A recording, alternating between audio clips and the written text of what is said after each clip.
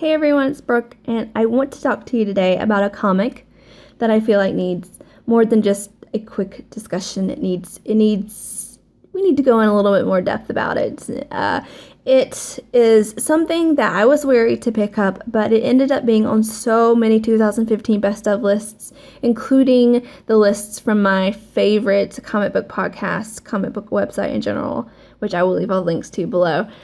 And all of the fan polls they did too, this book was like in the top. So I was pushed over the edge and knew that I needed to at least give it a shot, even if I thought it was something that maybe wasn't my thing. I am talking about Sunstone Volume 1 by Stefan Sejic. Giving it a try. This lovely human being here.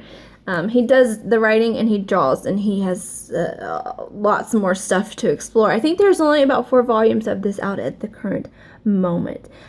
But okay. So what's it about? It is obviously sexual in nature. It's true. It centers around 2 women, Allie and Lisa, who their whole lives have really been interested in the BDSM community, but they've never really felt comfortable or found someone they trust enough to explore that outside of their own just kind of internal desires. Until they meet online and they strike up a relationship through the interwebs, and they talk there for a few months, and then they finally get up enough courage to decide to meet in real life. Allie is the dom, and Lisa is the submissive. They've decided to go ahead and give it a whirl and see what happens.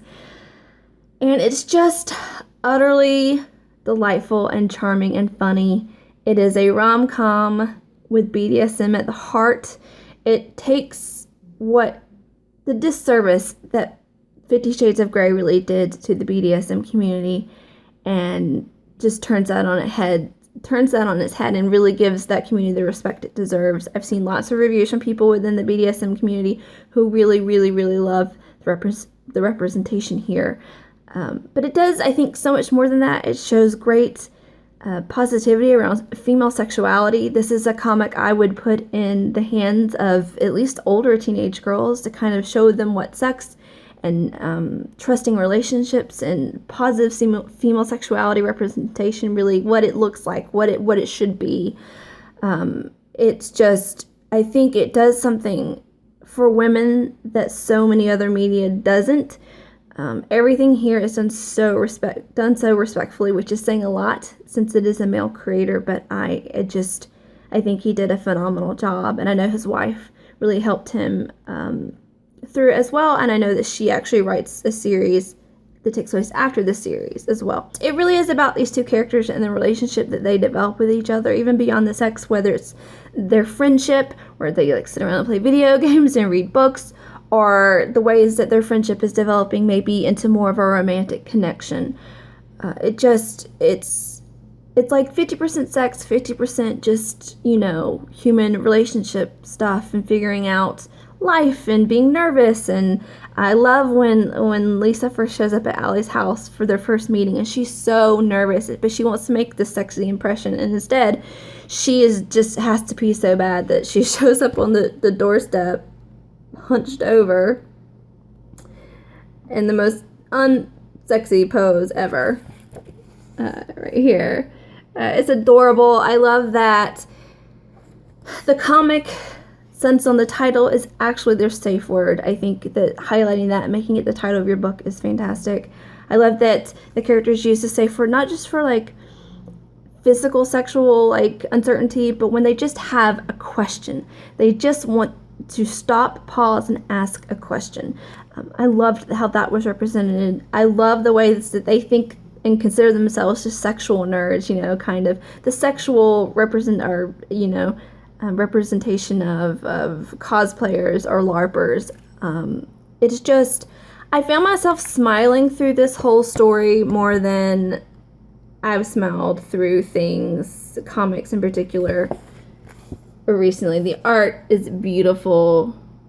He does such a great job showing human emotion, not just through the dialogue, but through the facial expressions and the body language. I think he's just totally amazing at that. It does get quite graphic sexually. Well, they're not like hardcore. I would put it more in a softcore kind of a world, although this is not porn. That's just kind of a moniker, a way to kind of describe the sexual scenes because I'm not going to show them on the video, but this could, you know, something like this could devolve to just being solely porn and used for sexual stimulation purposes, and this is so much more. This is just so interesting. I think there's so much commentary on the way the world perceives the BDSM community and just female sexuality in general. And I think it's an important comic. I think it's doing great work. I love the back material in this where he explains how he came up with the idea, how he was really just going through a slump in his writing and his drawing, and he wanted to kind of do something enjoyable. And so on his DeviantArt account, he just started drawing these sort of pinups of these two characters. And eventually he realized that they had personalities and there was story, and it had just become this full thing, and there was this huge fan base growing. And so he created the comic, and he put it all together and started publishing it. And I love that kind of the way his sort of struggle with his writing and his drawing parallels their struggle with trying to find a safe place for their sexual desires. And I just really liked this comic a lot. It was surprising. It wasn't, like I said, it's not something I would normally pick up. Never seen it on BookTube. But in the comics world, this has made quite a splash, and I cannot wait to go forward and see where these two ladies end up in their relationship in the future. So that's me done today. I'll see you guys next time.